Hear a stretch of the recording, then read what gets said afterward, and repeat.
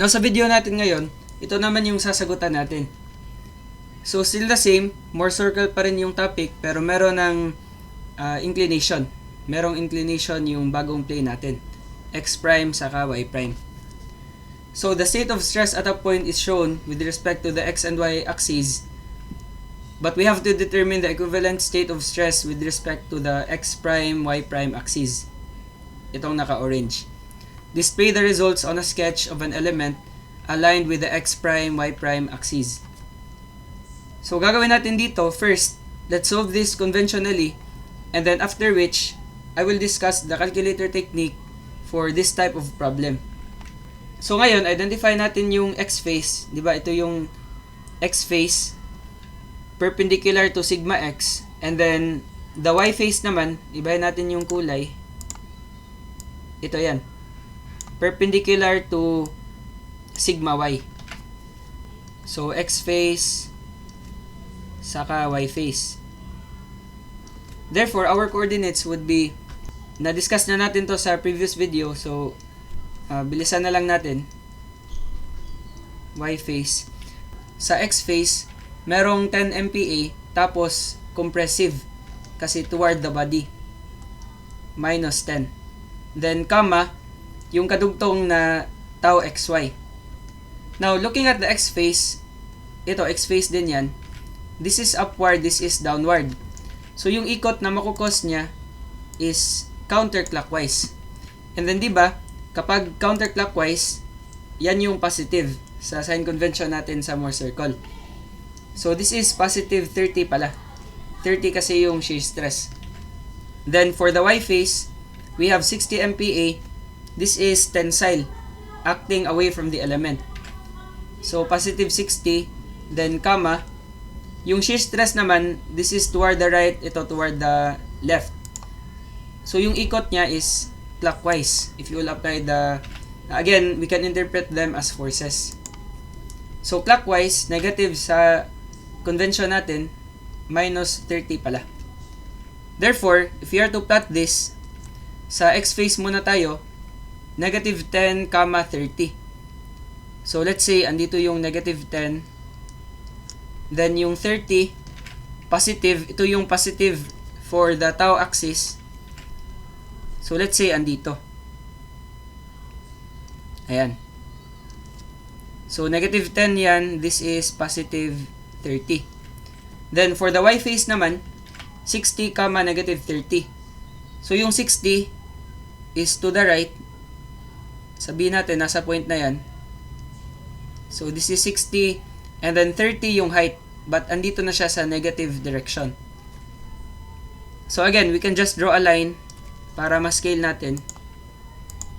And then, copy, lagay mo dyan, para same talaga yung height. So, this is point B. Ito yung point A, ito yung point B. And then, connecting the 2 points, we can establish the diameter. So, ito na yan. Ito yung diameter ng Mohr circle. And then, we can locate the center. Di ba, meron akong binigay na formula para sa inyo. This is the average normal stress. And then, this is just simply sigma x plus sigma y divided by 2. Yung coordinate ng center. So, sigma x is negative 10. Sigma y naman is positive 60. Then, divide natin yan by 2. Negative 10 plus 60, magiging positive 50 divided by 2. This is 25. So, yung location ng point na to, yung center, this is at 25, 0. Ayan. So, now, we can draw the Mohr circle. Ayan. Extend natin yan such that it touches point B and point A. Ayan. So, once na-draw na natin yung Mohr circle, we have to first solve the radius and then this angle so that we can rotate by 55 degrees accordingly. So, gagawin natin dyan, solve natin yung radius. Let's just use the formula we have derived last time. Since na-discuss ko naman sa previous video yung process dito.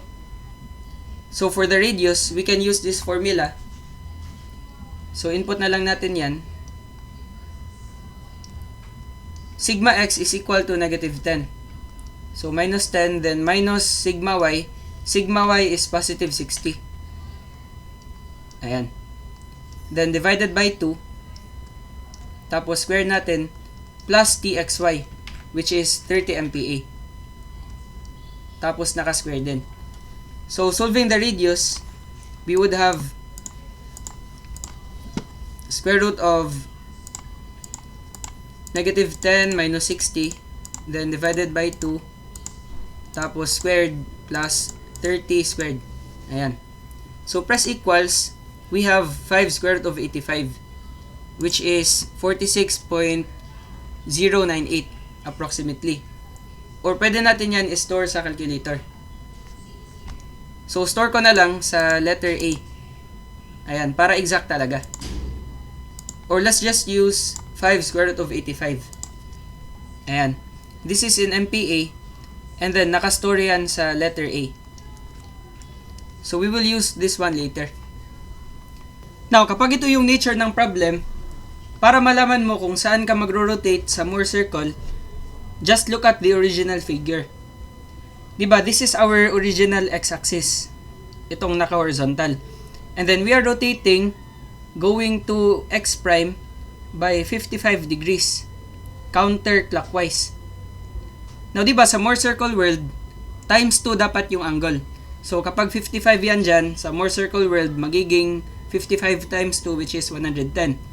And then, counterclockwise, going to x prime. Therefore, diba, ito yung x face, which corresponds to the original x-axis.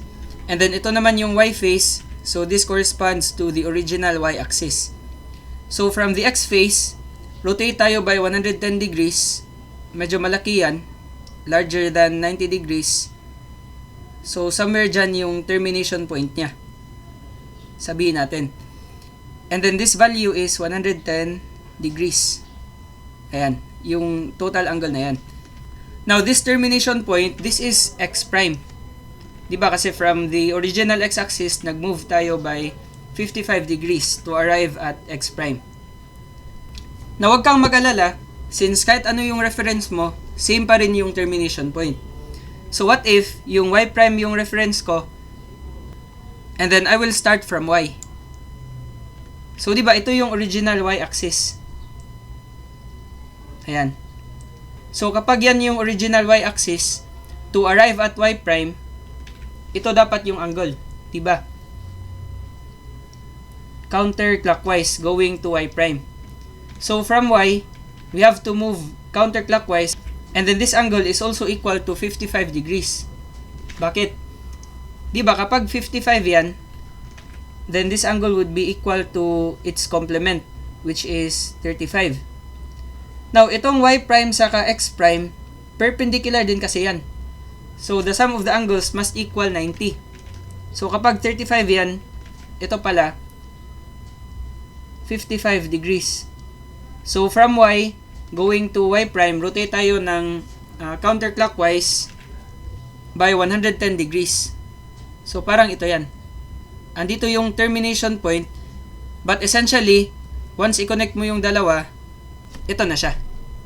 So, same lang yung termination points. It can form the diameter of the Moore circle pa rin. But, bagong Moore circle na. So, lagay na lang natin dyan. This is going to y prime. Yung from point y, going to y prime. 110 degrees lang din.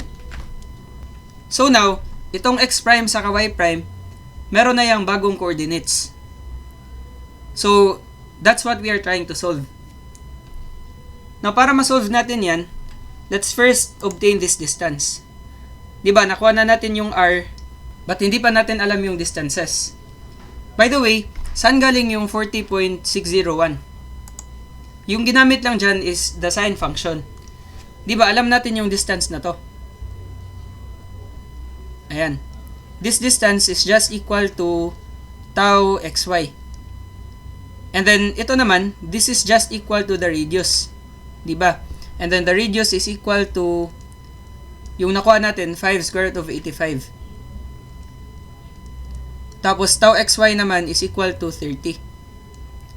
So, use the sine function. Remove ko na lang yan. And then, resolve natin. Nalagay ko kasi siya beforehand.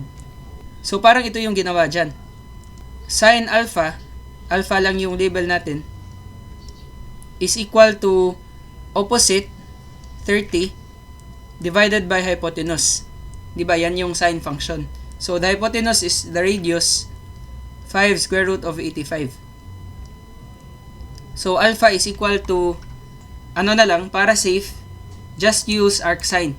Para yung ibibigay niya is the acute angle. So, 30 divided by 5 square root of 85. So, we get 40.601. But I will just store this sa calculator. Lagay ko na lang sa letter B. Ayan. So, 40.601 degrees. Ito yan. So, once alam na natin yan, we can already determine the coordinates of x prime and y prime. So, di ba, alam na natin yung center. It is located 25, 0. So, to obtain the coordinates sa points na yan, essentially, draw na lang tayo ng bagong line. Ayan. Ito yung magiging bagong txy. So, tx prime, y prime. Yung label natin dyan. And then, ito rin. Same distance lang yan. This is also tx prime, y prime. Now, para makuha natin yung coordinate at this point, along the sigma axis, gamitin mo lang yung center, then subtract this distance. Ayan. Now, paano yan? How can we identify this distance? Gagawin natin is, we have to first solve the angle. So, di ba, alam natin na this is 110 degrees. Ayan. So, kapag 110 degrees yan, this is also equal to 110 degrees din. Ayan. So, kapag 110 degrees yan, we can obtain this angle. So, this angle is just equal to 180 minus 110, then minus 40.601. Press equals, we would get 29.4 approximately. So, 29.4 degrees. And then, try to notice na this is just a triangle. Diba?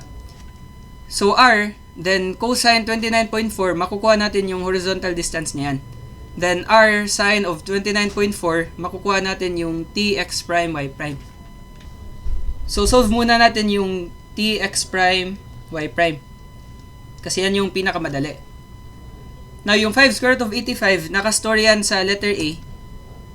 And then, itong 40.601, nakastore yan sa letter B. Diba? So, recall B na lang para exact talaga. 29.39870535 yung exact.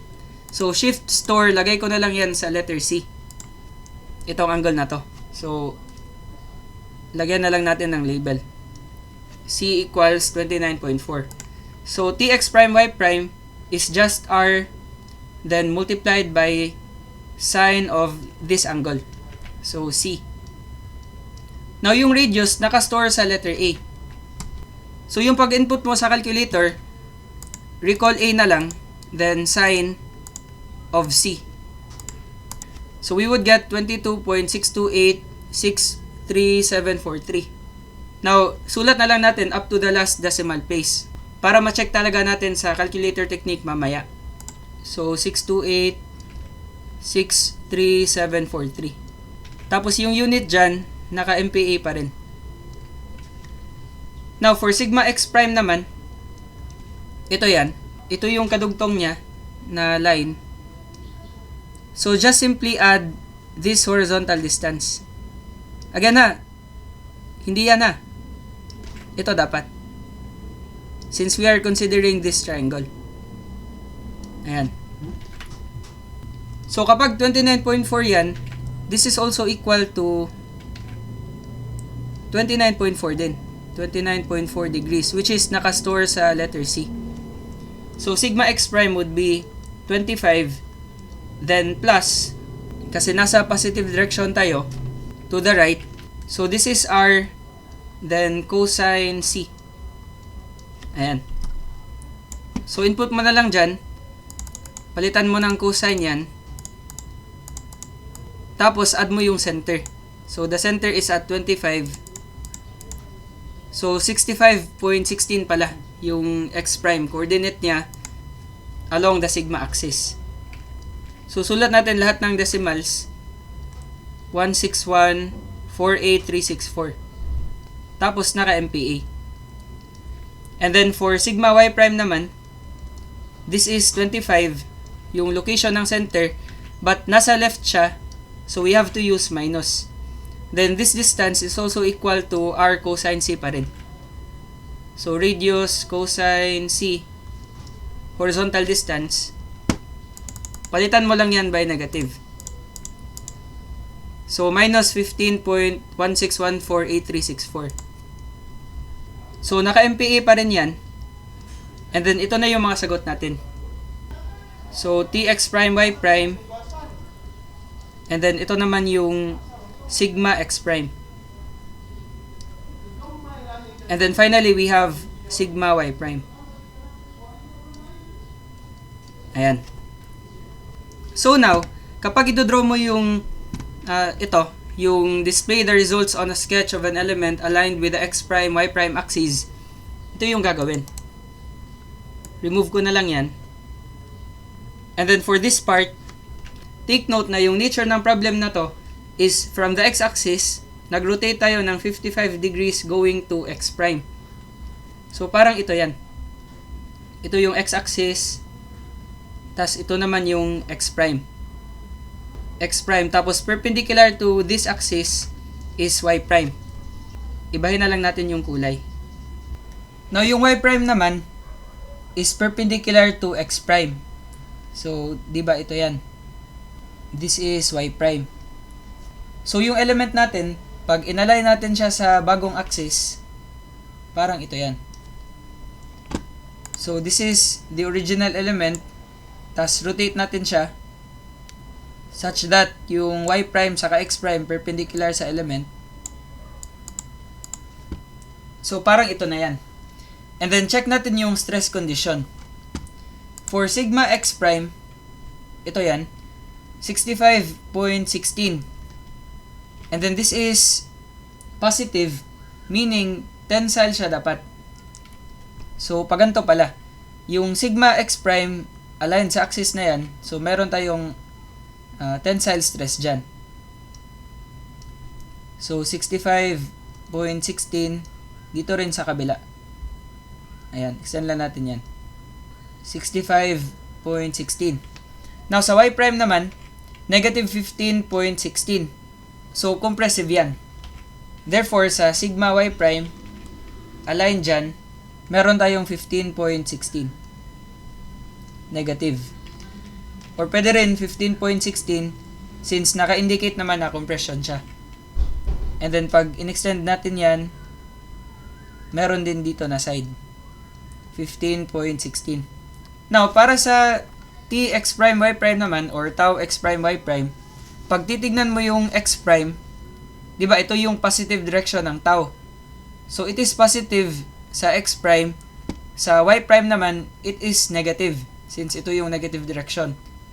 Now, di ba, kapag positive yung tau x prime y prime, the rotation, the shear stress would cause is counterclockwise.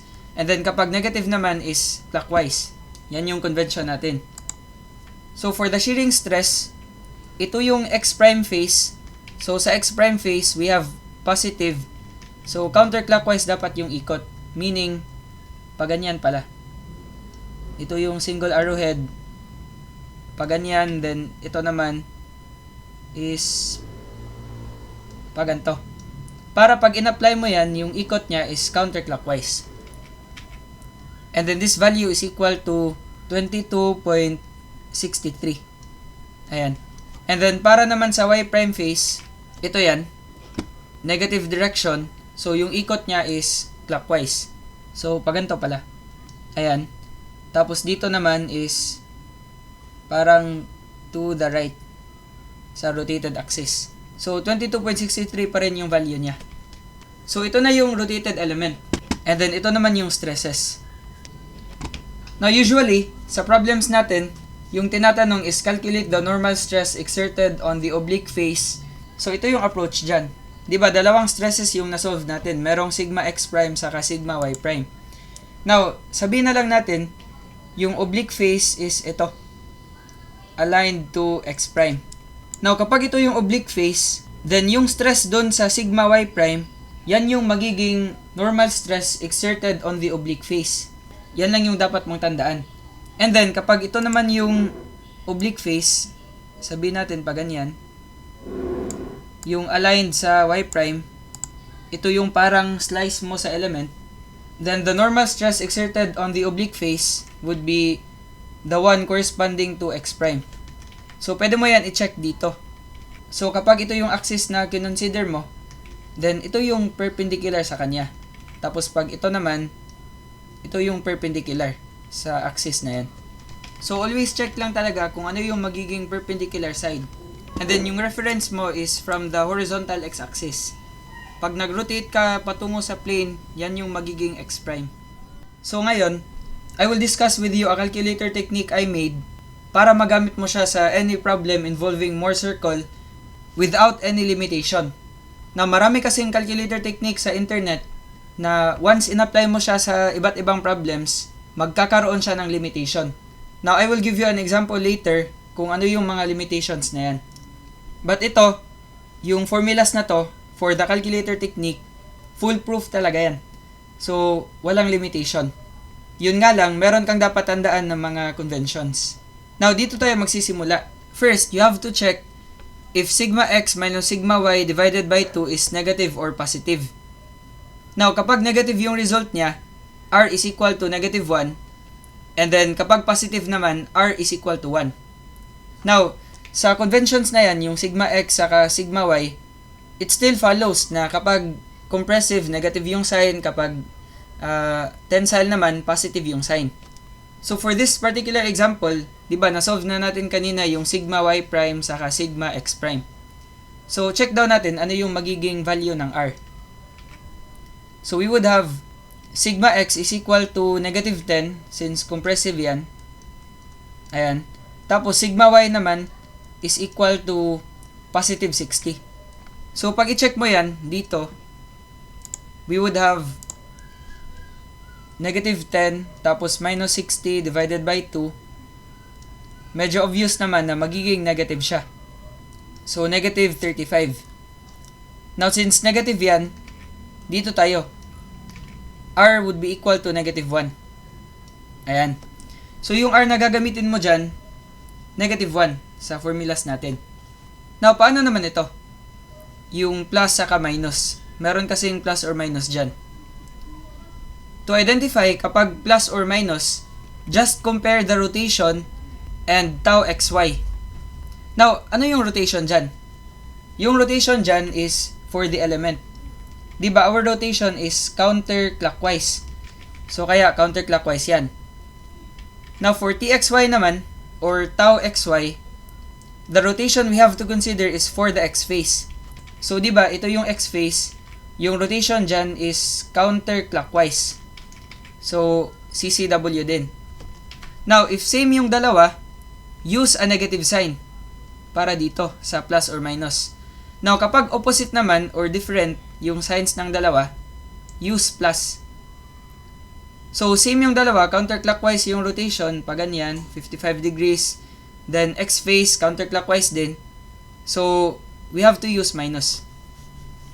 Now, ito yung gagawin sa calculator. Yung Canon calculator na lang, since ito naman yung allowed sa board exam. So, dito ka sa mode, and then same lang sa previous na calculator technique natin, still go to stat, then linear, 2. And then, input natin yung coordinates. Negative 10, 30. Again, positive yung 30 since yung ikot ng x-phase is counterclockwise. Convention natin is counterclockwise, positive. Then, ito naman, positive 60. Then, this one is 30. Pero, negative na. Since dun sa y-phase, ikot niya is clockwise. So, press equals, then CA. Now, press mo yung apps, and then, dun tayo sa S-bar ulit. Tapos, 2. This would identify the center. Then, plus, yung R natin is equal to negative 1.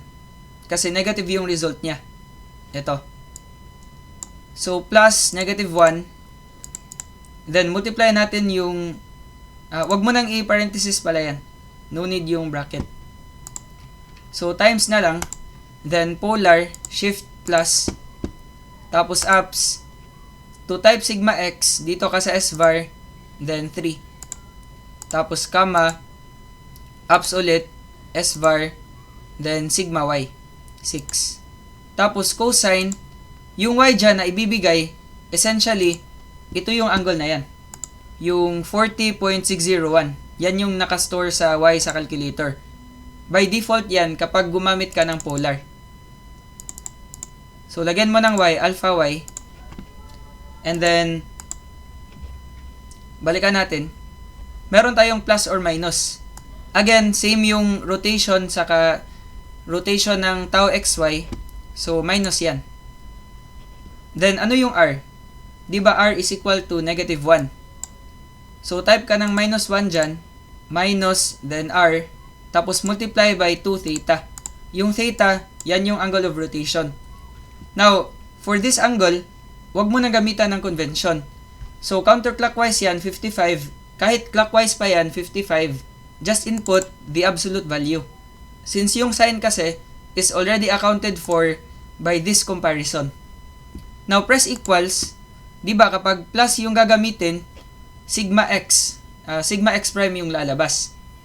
And then, kapag sigma y prime naman, minus yan. So, gamitan mo ng minus. Ayan. So, negative 15.16. Ito yan. Yung nakuha natin kanina. Then, for tau x prime, y prime, notice na sign yung ginamit natin sa manual calculation. So, magiging sign din yan. But just remove the center. Since hindi natin kailangan yan. Purely vertical distance kasi. Yung tau x prime, y prime. So, press equals. Ito pala, gagawin nating sign. So, this is negative 22.628. Now, notice na walang r dyan. So, remove mo lang to. Ayan. So, press equals. This is 22.628. Now, yung initial sign niya is the same lang sa kung ano yung sign ng rotation mo ng tau xy. So, for tau xy, counterclockwise rotation, this is positive pala. Ayan, 22.62.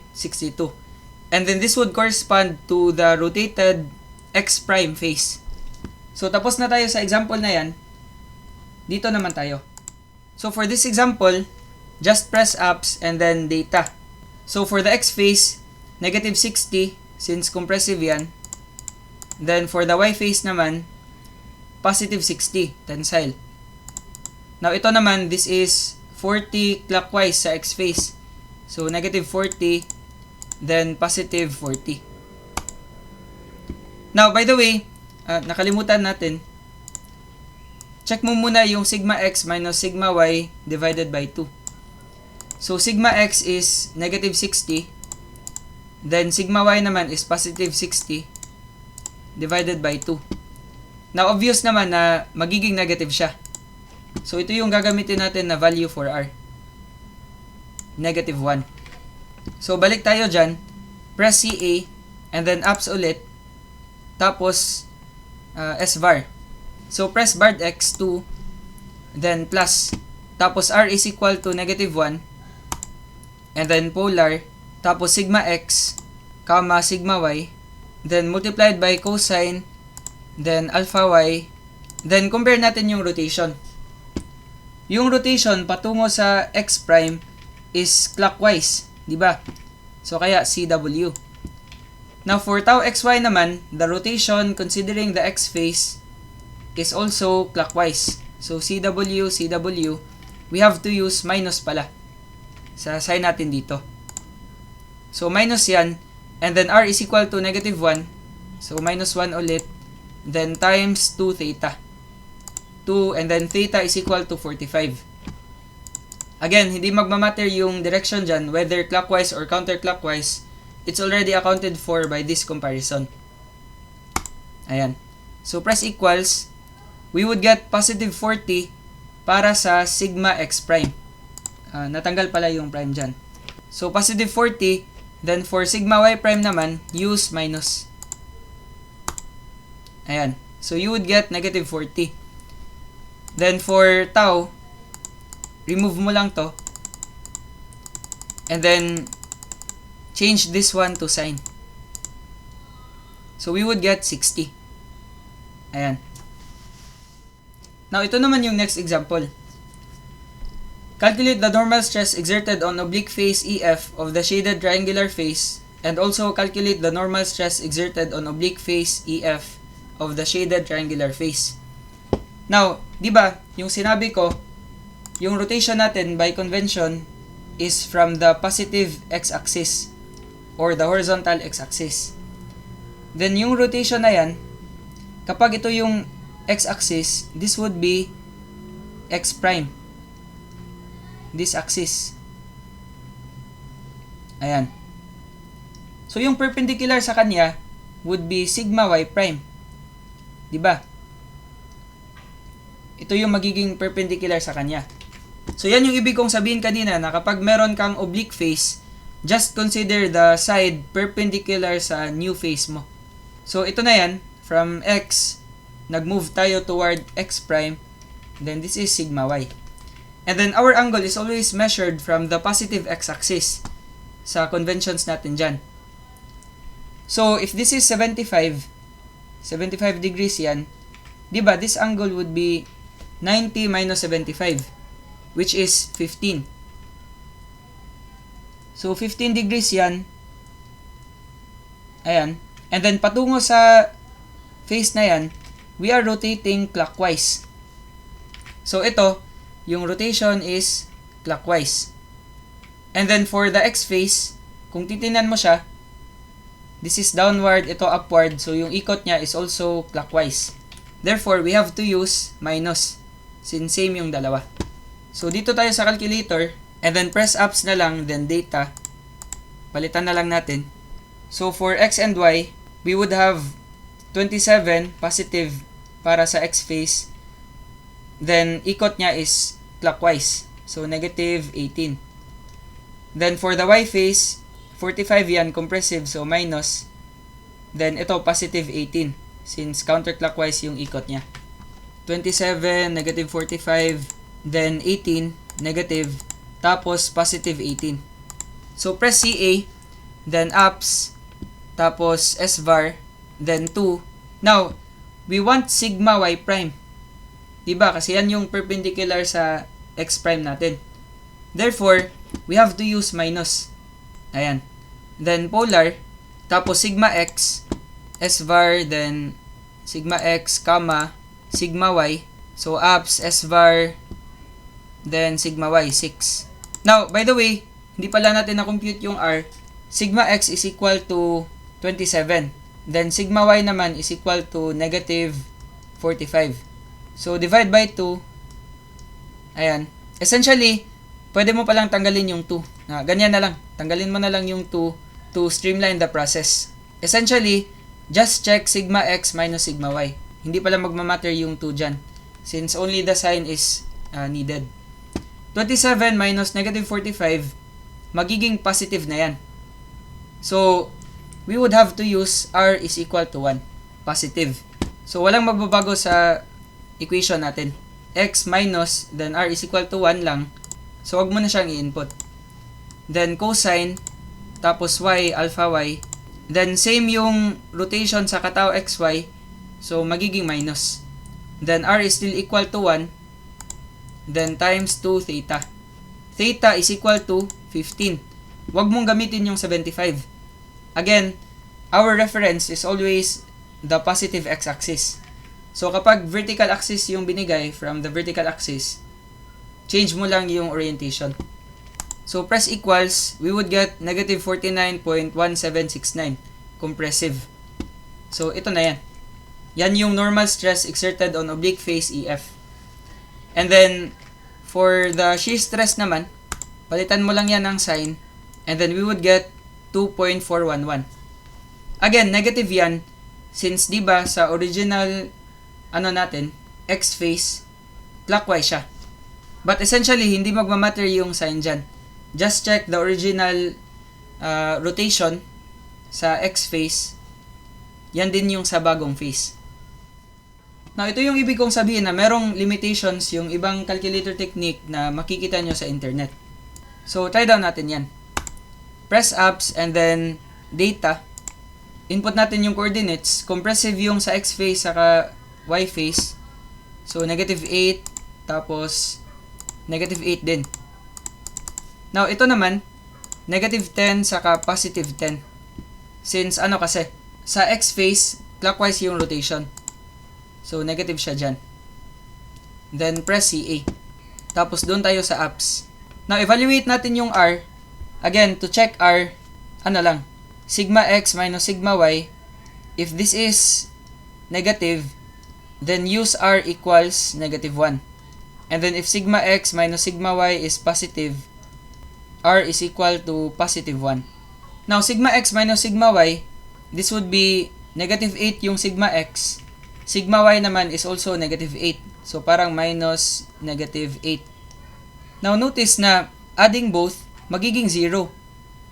Now, kapag 0, by default, ito yung gagamitin natin. R is equal to 1. If ever 0, yan. So, go to SVAR ulit. Then, press 2. Ayan. Tapos, plus. And then, apps. SVAR.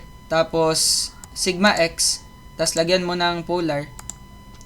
Now, yung R natin is only +1 lang. So, pwede mo siyang hindi na ilagay.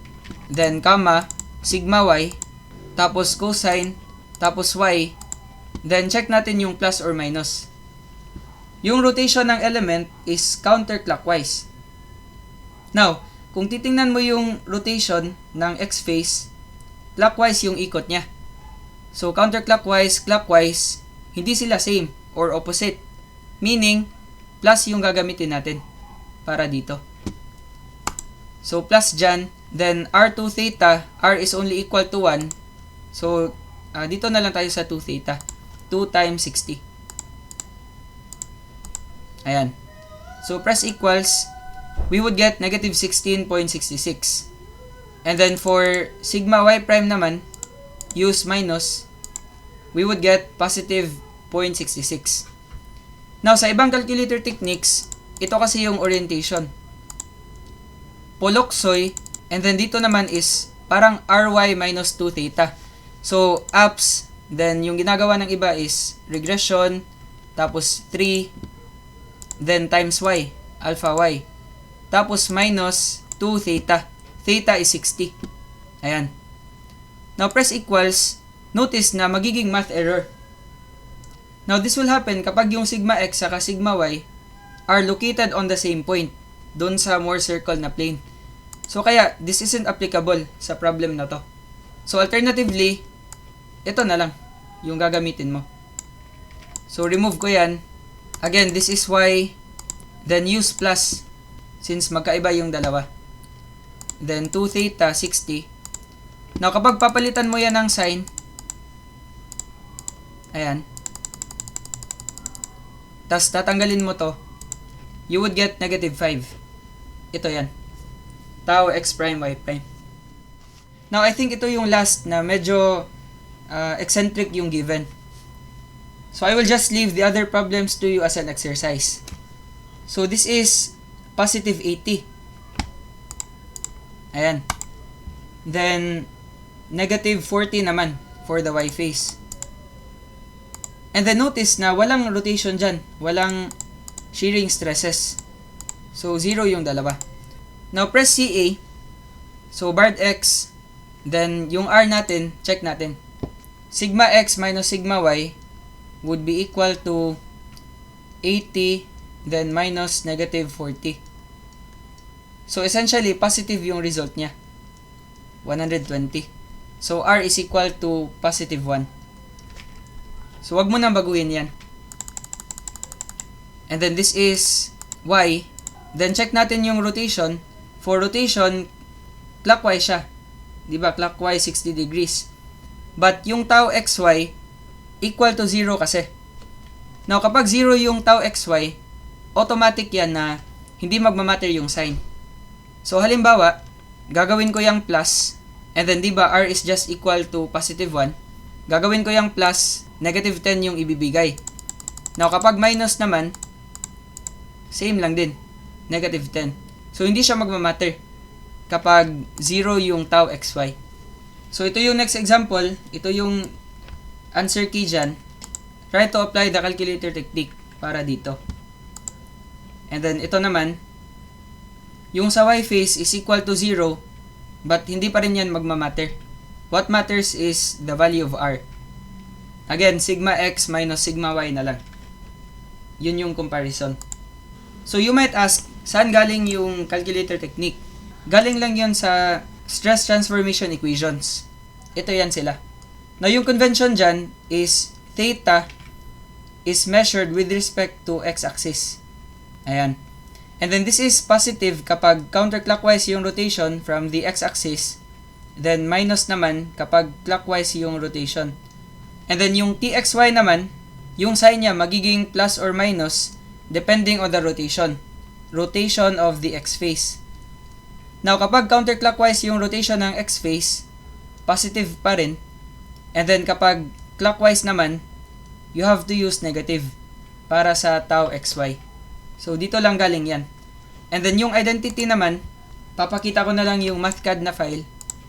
Ito yung derivation niya. So, yung r cosine alpha dyan, that's equivalent to sigma x minus sigma y divided by 2. Yung absolute value niya. And then, yung r sine theta is equal to tau xy multiplied by sine 2 theta from the transformation equation. Now, it will just reduce into r cosine alpha minus 2 theta. So, yung alpha doon sa calculator, yan essentially yung y. Ito. Ito yung value ng alpha, which is 0 sa previous problem natin. And then, yung theta naman, yan yung angle of rotation. R is the radius or tau maximum. And then, ito yung pag-streamline ng comparison ng rotation sa tau xy. So, kaya nakakame up ako ng sign conventions. And then, you can check. Tingnan nyo. Kapag meron kang input values dyan, ito yung equivalent ng calculator technique. Ayan. So, let's say, yung last problem na lang, ito na lang. Try natin yan. This one. So, negative 50 yung x phase. Input mo dyan. Minus 50. Tas, ito naman, sigma y is 0. Ayan. Then, tau xy is equal to negative 80. Since yung titingnan mo is yung rotation ng x phase, which is clockwise. And then, yung angle naman is 60 degrees counterclockwise. So, positive yan. So, ito yung equivalent ng Caltech. Ito yung itatype natin sa calculator. And then, using the stress transformation equation, equal lang sila. Negative 81, 31.78, 61.65. Same lang din dito. Sige, so I hope na meron kayong maraming natutunan. And then hopefully, you can apply this calculator technique sa mga combined stresses na problems. Just take note of the application kapag oblique phase na yung kinoconsider. Kagaya nito. Once again, salamat sa pakikinig.